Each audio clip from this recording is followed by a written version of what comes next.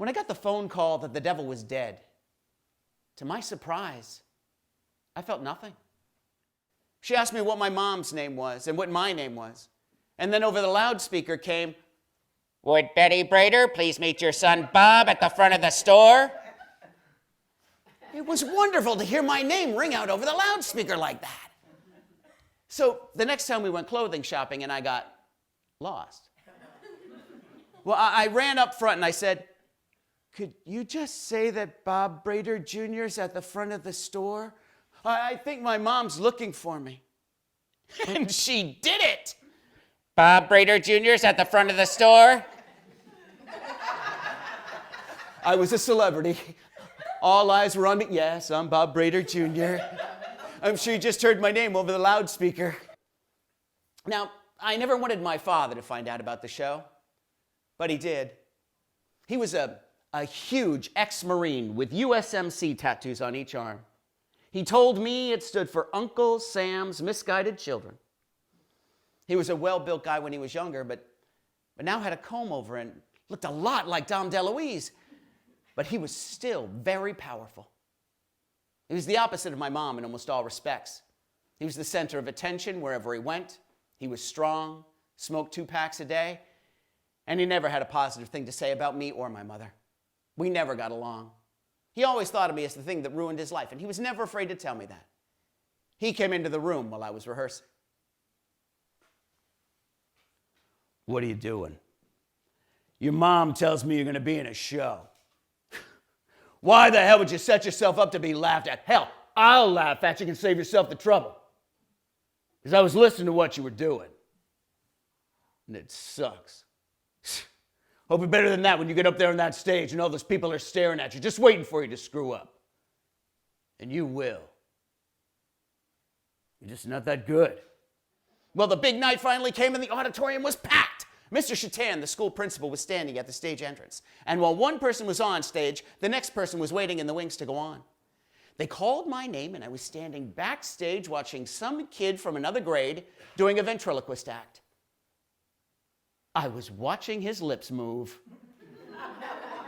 And somehow, I got courage from it. They called my name, and I hit the stage. Now, I would love to tell you that every word out of my mouth was gold. The truth is, I have no idea what I said. All I know is that they were laughing. And they weren't laughing at me, but at what I was doing. Towards the end of the routine, I looked down at my mom, who was sitting in the front row, and she gave me a big thumbs up sign. A signal that my mom still uses to this day to tell me that she enjoyed the show. They cheered. They cheered for me. It was one of the highest highs I've ever had. When we all came out to take our final bow, some of my classmates were up on the balcony and they stood up and started stomping their feet and chanting, "Bob, Bob, Bob." Well, I went up front and took another bow. When you grow up in my family, you get a nickname that sticks with you for life. My mom's parents were named Raymond and Darlene, but they got the nicknames Mem and Pap. My mom's name was Betty. She got the nickname Bets. My Aunt Rose Marie got the nickname Rosie. My Uncle Thomas got the nickname Porky. How that happened, my family has no idea. My sister was born on August 7th, 1977. Her name, Tammy Marie Brader. Tammy was a beautiful baby, and she stole my heart from the first time I heard her cry. There was only one thing I was sure of, even at that early stage. I would never let the devil hurt her the way he hurt me.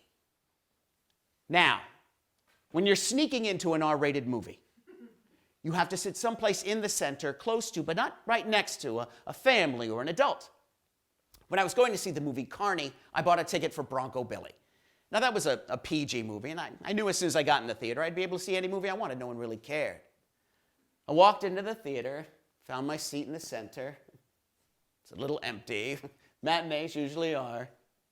As soon as the lights dimmed, I knew I'd be fine.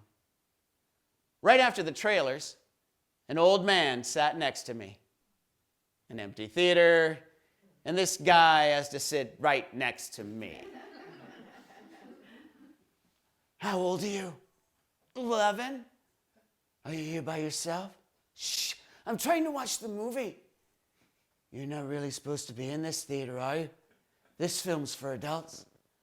Or do you think you're a big boy? He put his hand on my knee. Please don't do that. I'm trying to watch the movie. I brush his hand away. Do you like that? No, I'm leaving. Look, I know if I just sit there, this guy's going to talk throughout the whole film, and I'm never going to be able to enjoy it. After Christmas vacation in the 5th grade, I met David. David was tall and thin with feathered hair. He was into what's new. New music, new clothing. He was all about style. I went over to his place a few times and listened to Billy Joel's 52nd Street album and Supertramp's Breakfast in America. Meeting his mother was the first time I ever met anyone who was drunk in the afternoon. I mean, she came staggering into his room. The smell of vodka was like some kind of perfume for her. Are you fucking kids gonna be in this room all day? Why the fuck don't you go over to his place sometimes? She was amazingly pleasant. Plenty of time. The playground was pitch black. The only light was a huge 100-watt bulb that hung over the soda machine, making it glow like some kind of spiritual being. David went right to work, and I was standing there trying to be a lookout. But the only thing that I could really see is that this was a bad idea. Just then, someone from out in the darkness yelled, "Hey, Brader, is that you?" I couldn't see who it was, so I yelled back, "Yeah, what?" I looked over at David. He was still trying to get the screwdriver into the machine. I started to walk away. Look, I was not cut out for this kind of thing. I walked to the other end of the park and turned. I could see David as plain as day under the glow of that light. Richard is my best friend, and we do everything together. We struggle through school together, and on the weekends we hang out at the mall together because, you know, when you grow up in a small town, that's what you do. You hang out at the mall. We had our first drink of alcohol, side by side, peppermint schnapps. And a few hours later, we dry heaved together, side by side. Oh, and she was wearing this black bra. God, it was so sexy. I mean, I've seen bras before, but never one that was being used. And definitely not one that was being used with my hand on it. And then she did something that has changed my life forever. She took her shirt off on my couch, no shirt, and then she unhooked her bra. Dude, it took me a second to realize exactly what was happening. I went to bed early that night. I sat on my bed in the dark with the knife in my hands. The whole time, all I kept thinking about were the times that he beat me, the times he lied to me, the time he brushed my teeth for me, the times he smacked me around for not showing him the proper respect, and how everyone thought he was the greatest father in the world because of all of his lies. My hatred was strong. I was going to stab him in the fucking throat. Lie to me now, fucker. Hit me now, you prick. I was smiling as I walked down my stairs. I was finally going to get even with him for everything he ever did to me. I was clutching the knife and I was biting my tongue. As I turned the corner, I could hear him snoring. My parents' bedroom door is always open. He sleeps closest to the door. I walked through the doorway, raised the knife. I lit a cigarette and sat on one of the porch chairs. The whole time I was waiting for him to leave. My anger was growing. The charade he was playing with my grandparents and my sister. The lies, the deception, my mother's pain, my pain. I felt my anger rise in me like I never had before. When he finally stepped out of the house, I jumped up and blurted, "You know, if it was up to me, you'd never see it." "Well, it isn't up to you now, is it? So you should just shut your fucking mouth. And you should tell your faggot friend Richard to do the same." He walked down the 2 steps that led to the walkway that led to his car. "You should know he's a faggot. You fucked him." He stopped just short of his car. I could see his fist clench. How old was Richard again? 13? 14? He turned towards me. Better yet, how old was David? 11, 12, do you even remember? "I am going to kick your fucking ass." He came charging at me like a bull with his fist going into target mode. I knew exactly what that hit would feel like.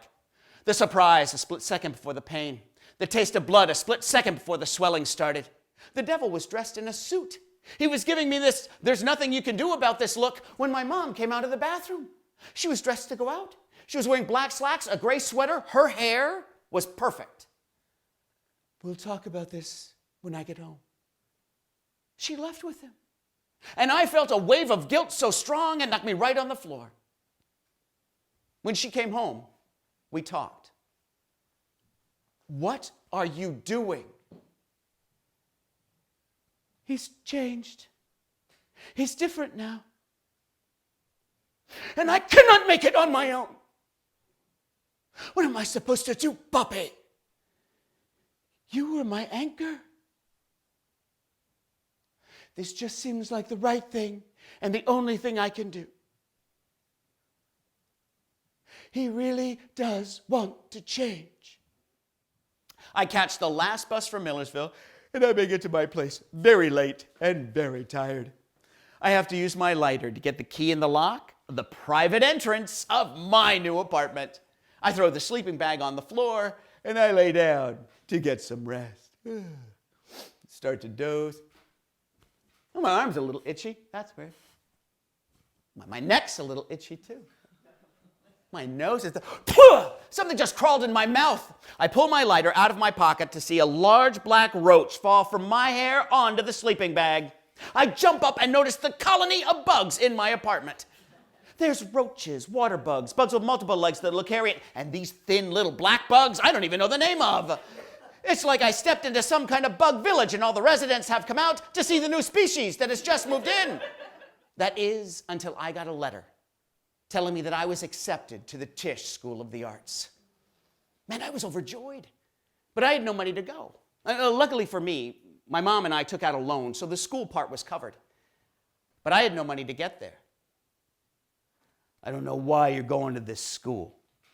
Look, they take people like you because they know they can get money from you.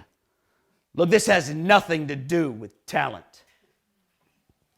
But I'll tell you what I'm going to do.